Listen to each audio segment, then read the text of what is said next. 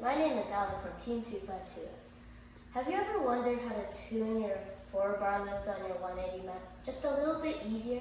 Has it taken you too long to find every single combination of holes and trial and error just to find the most optimized position?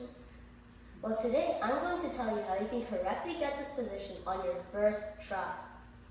First of all, you'll have to understand how the 4-bar lift actually works. It should cross 3 points when going up and down. The first of which being the bottom position, where it grabs the beam from the ground. The second is when it goes a little up to stack it onto 2 pins to create a floor wide just like that. And the third and final one is when it goes all the way up to stack it onto a standoff and a pin on top of it, or 4 pins to be exact. Once you've understood this, you'll have to make some calculations for yourself in these 3 specific places.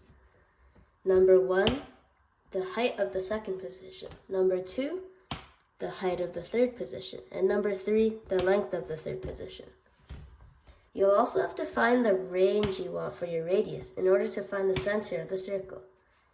Using this information, you'll have to create a math equation and give it to ChatGPT with these 3 variables unsolved. Once you've got the results, you have to round it to the nearest integer because VEX IQ pieces don't use decimals.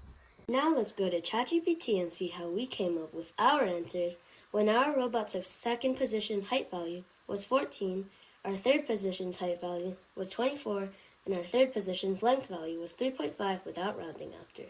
This will vary between different robots, so don't use the measurements we got from our robot since it probably won't function properly on yours. The answer we got for X was approximately -2 holes, with the radius of the circle being 19 holes, and our center of the circle being approximately 16 holes in length and approximately 10 holes up. Thank you guys for watching.